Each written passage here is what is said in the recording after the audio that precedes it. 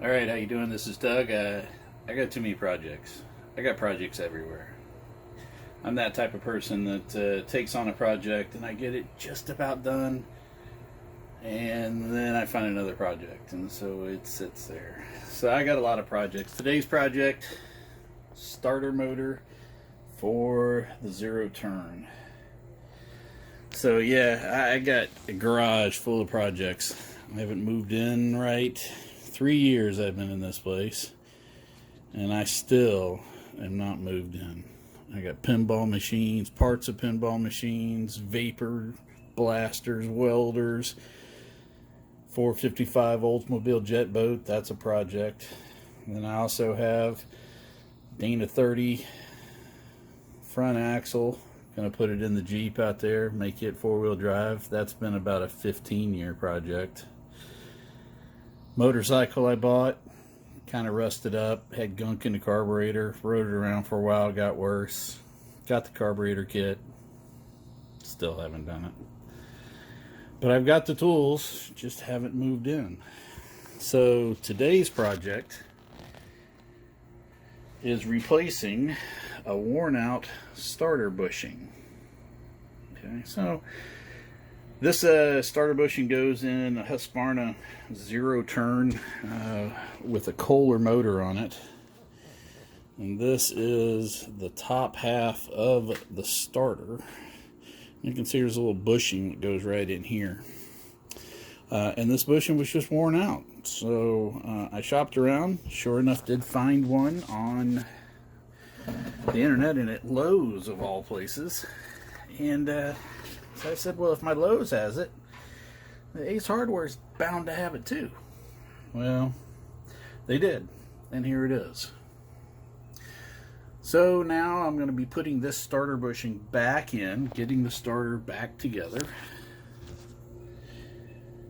Okay. We'll see how this goes. Now, this is the first video that I've uploaded to this channel. It's a brand new channel. I have no idea what I'm doing. I don't know how to edit things. I don't know how to put captions on things. I don't know how to do titles. I don't know how to do sound. I don't know how to do any of that. So don't gig me too much on that. And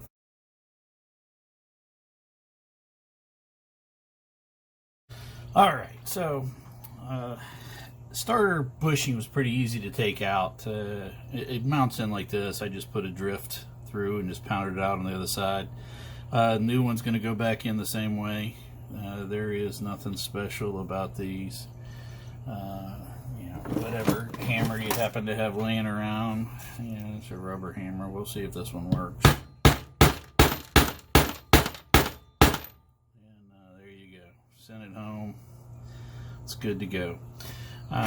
This bushing was like $3. New starters like $40 or something like that. And I guarantee you 99% of the problems that people have with their starters is these bronze bushings just wear out. Now there's a lot of crap up in here, and if I was going to do this right, I'd probably pull it all apart, and there's some crap in there. But for right now, I just want to mow the freaking lawn. All right, so we got got a little wobble washer in here. All right, little wobble washer, and then this little thrush washer that goes on top of that. No need to lubricate any of this. This is a bronze.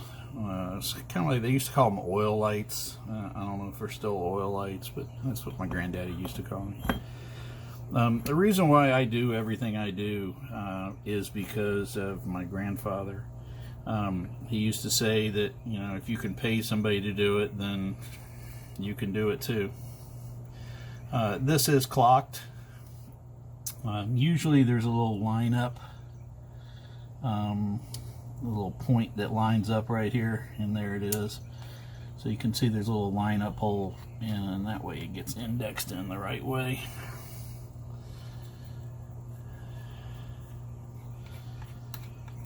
And again, I mean, if I was going to do a full rebuild on these, I'd pull it all apart and get it clean.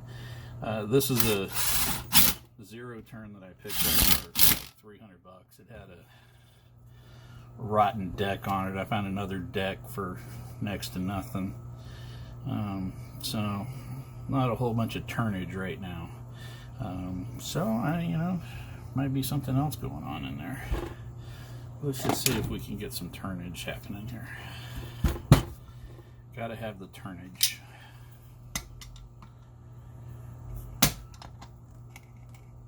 Alright, so she's binding up somewhere, so let's take her back apart. Let's see what's going on. This bushing may be a little bit thicker. I don't know. We'll see how this works. Gotta take these all the way out.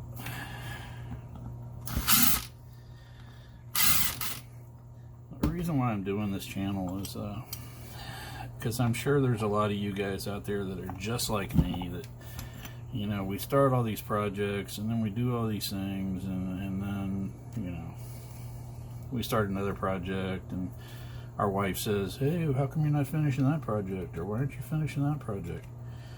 Well, this is just my way of getting myself off my ass to finish some projects. So there's probably some gunk that I've let loose down in there. So I'm actually going to go ahead and, what you're supposed to do, and do it right. Yeah, because there's crap that's gotten, you can see all this mess down in here. So let's do it right. Just give me a chance to check out the bushings as well, or the brushes as well. See what they look like. Armature's not in bad shape. Brushes are, they're not terrible. They look like they're close though, at some point. So yeah, and it's broken off some chunks of stuff in there. Probably the magnet from it being rubbing. It was rubbing pretty good. You can see it was rubbing. It was mad. All right, so I'm gonna wash this off real quick. Just use some brake clean. Blow this out, and then we'll go from there.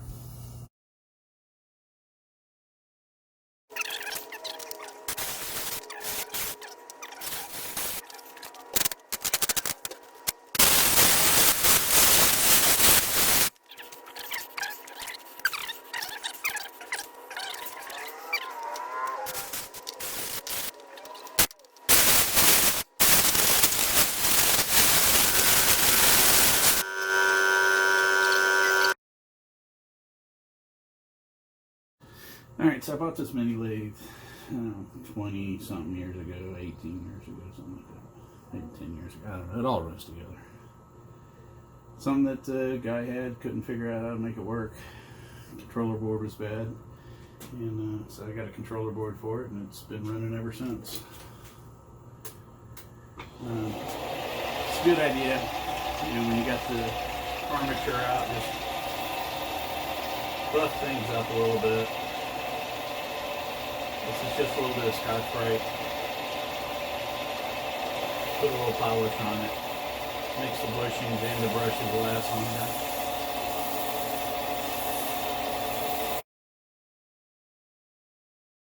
Alright. I think it's going to be funny, 10 years from now, you're going to dig through some old pocket of yours and some coat, and it'll be under your seat of your car, bedside table. Alright, so that looks a little bit healthier. Let's get the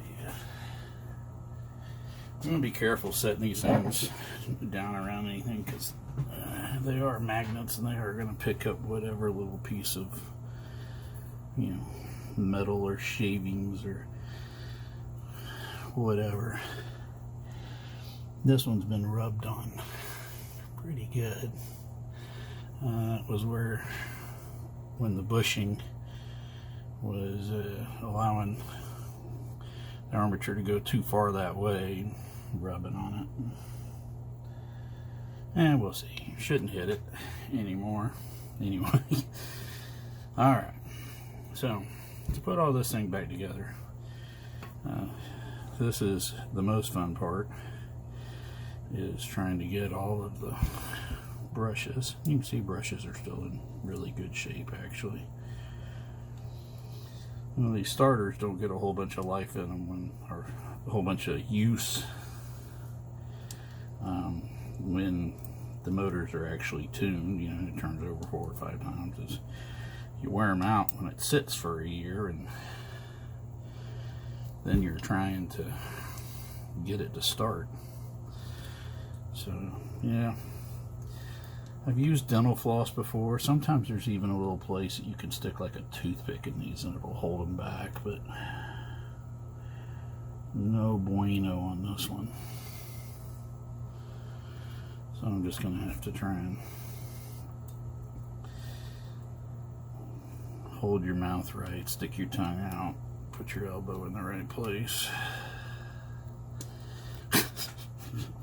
Bastards. Alright, so we're going to try a different thing. See, this is why projects don't get done. I'm looking for some of the 4 billion little mini zip ties that I have, and I've got this pretzel thing full of them, but because I'm not organized, I don't see them. Where they're supposed to be, they're not. Aha. What are you doing back there? Bastards. Alright. Yeah, see. These are zip ties that I have collected over my 53 years on this planet. But we're gonna try these next. Alright. So what I think might help me some is if I zip tie these things, or at least some of them, wide open here.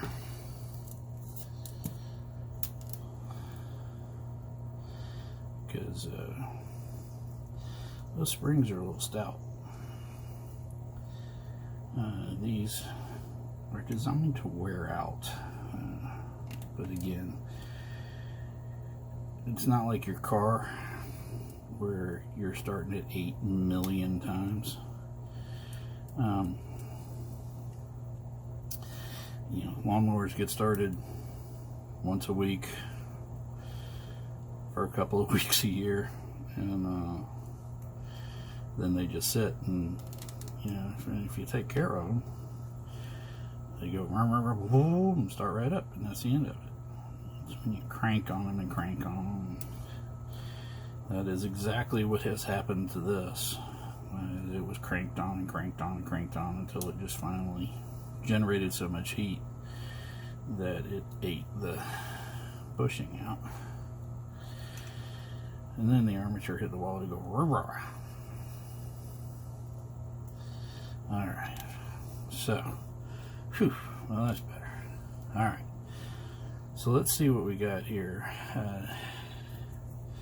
This is supposed to go in there like that, but with these zip ties on here now, that's not going to happen. But I bet if I do this, aha, now I can go to the fancy cutter drawer, whichever one it is, pull out some cutters, and now that I've got it on there, 1,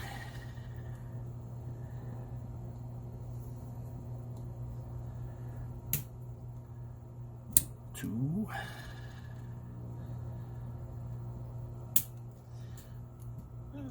well, maybe I have to go the other way with that one. Yep. Uh-oh. Oh, yeah. Put that one on the other way. We got stuck in here, so we got to pull that one this way. And then last.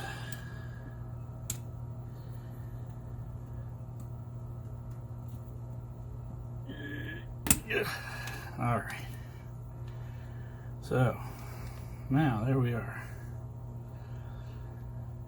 I guess that's supposed to float around there. they're on. They're riding where they're supposed to be. I haven't picked up any goo here. Now I did pick up, tell you they're magnetic, picked up my little wobble washer and the thrush washer. So let's see if we can wipe this down a little bit. Really no amount of air or anything is gonna clean off these little bits of magnet. When they get stuck, it takes brute force. Alright, so this part right here is where the hot lead comes in. So this is gonna try and hit the magnet, and that's gonna try and slam itself in.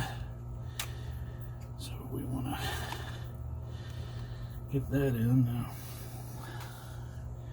This bushing doesn't look like it's in that bad a shape. And I am going to go ahead. I've got some really thin oil. Again.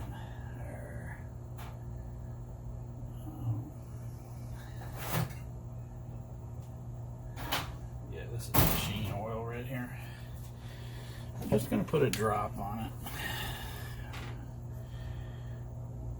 Probably a bad idea, but this is really thin machine oil that I put on the ways. Alright, and it's going to have a key that locks it in too, so that the holes line up. You can see there's these holes right here have to line up with that, so it's either going to be that way or 180, and that seems pretty nice. Alright, so let's put our big old long, we'll wipe those down too, just to get some goo off of them.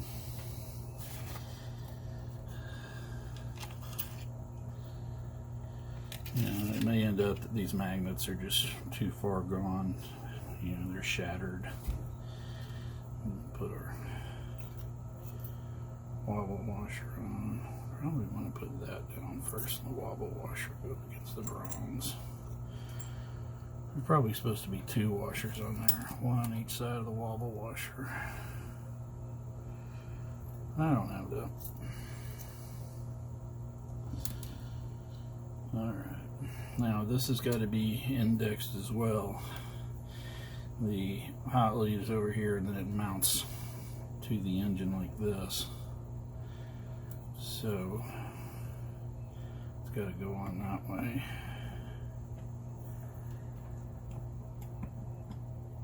About like that somewhere. Alright, there we go.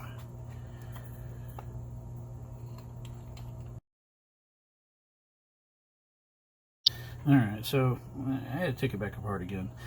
This is the old one, and I don't know how much of that is worn. Doesn't look like much, but that's right at 100 thousandths, where this one is right at 120 thousandths. So I'm gonna chuck this up in a lathe and take 20 thousandths off of this and see what happens.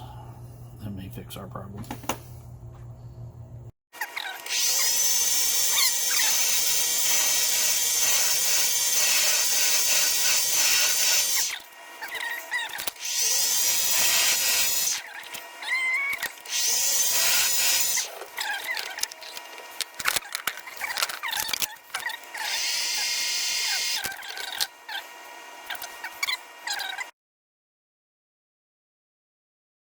Alright, so I got my little whirly gig here.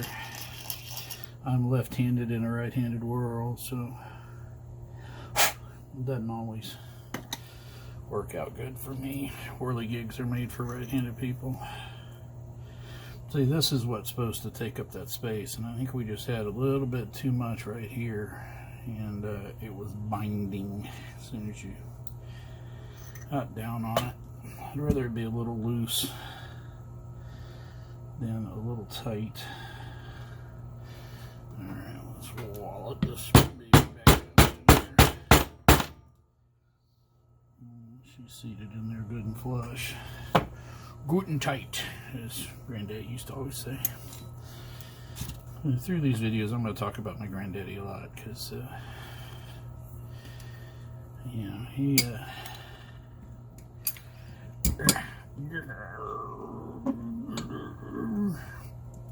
just a minute. Ugh. He taught me a lot of things. You know, he was a good man, and everybody always knew they could go to Doug. Doug would always be there. Alright, take these out. Causing me headaches here. Make sure there's no goo on the magnet.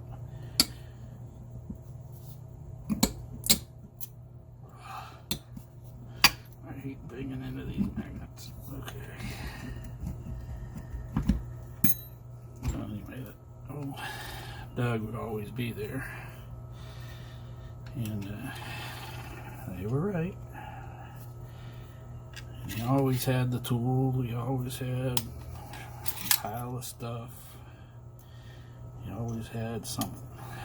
He always had what was necessary in order to do the job, no matter what the job was.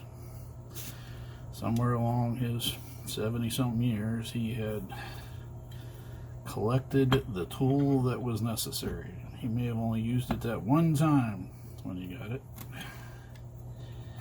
but he still had it. Alright, now, before we pull this thing up tight,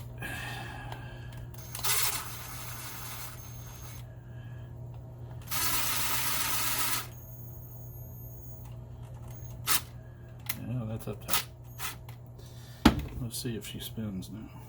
Yeah, see, there. See, I'm liking that. Alright, so before I mount this whole thing back up in here, let's see what we got here. See if she goes. Oh, that's a loose connection right there. Let's see. I think it should be pretty torquey. So that's what I want here. No walla. Alright, so she's good and loose now. Let's put it all back together. Alright, there you go. A little bit less cross shot there. Maybe I'll do it this way. Alright, so now this part right here is the Bendix.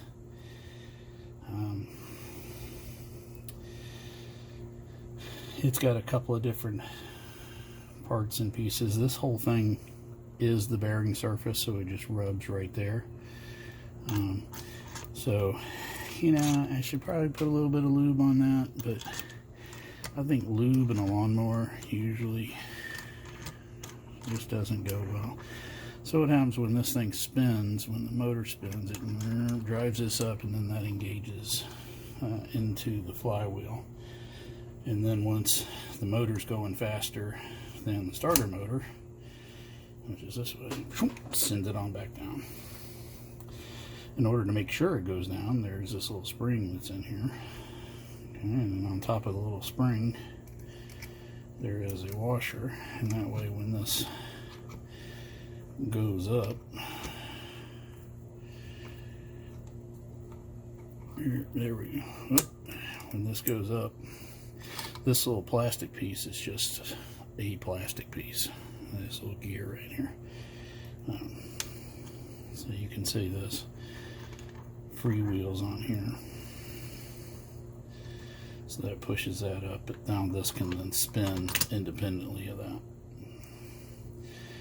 That way you're not spinning your starter motor at 5,000 RPM. This is a little special, not that one. Special little compressed nut. You can see it's got little indents on it, and the idea behind that is that it locks itself on there.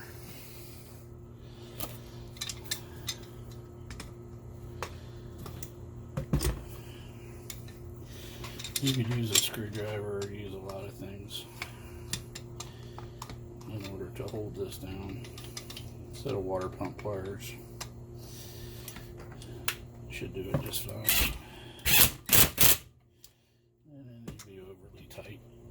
Alright, now when it goes zing, it'll come on up. It'll zip itself on up. That's what it says anyway. So we'll see if that's what actually happens. And I'm not going to bore you with mounting it back in there, but it fits right down in that little hole right there. And it goes right in this area, bolts in, and then heads on back to where the battery is over there. Well, let's get her mounted back in there and see if she'll start. Alright, so here we go. Starter's back in.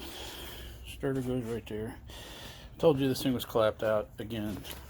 One of the projects. Bought all the stuff. Air filter, bought it. Spark plugs, got it. Oil filter, got it. Starter solenoid, got it. At some point in this beast's life right here, you can see we had insurance wires. We're just going to pretend that that's... I've mowed the lawn a couple of times, and that didn't bother anything. So here's how we start it first. You know, we put the key on, give it a little bit of choke, and then just touch the starter onto, let's see, right here we go. Oh, let's see.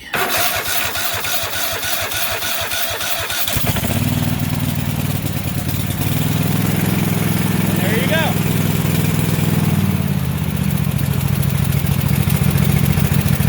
So.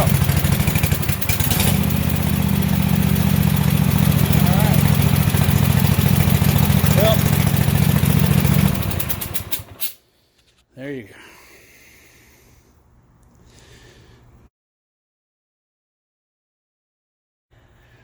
Alright, so there you go. Another project off the list. Yes, so many damn projects.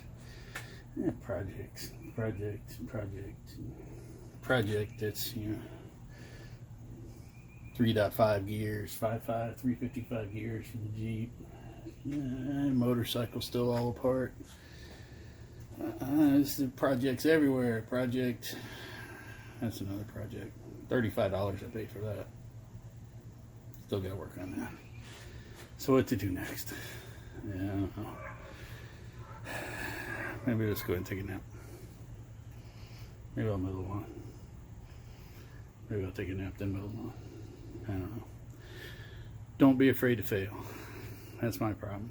Sometimes I'm afraid to fail, so I just say, yeah, just won't do it. You don't do it, don't fail.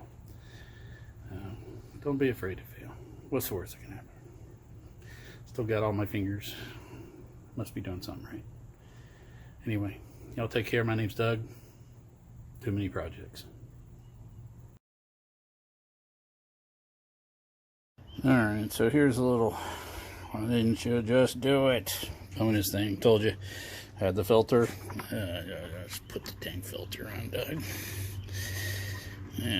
Here, very tight. And then that's gotta go. That's gotta go clickety clickety. And there you go. Oh.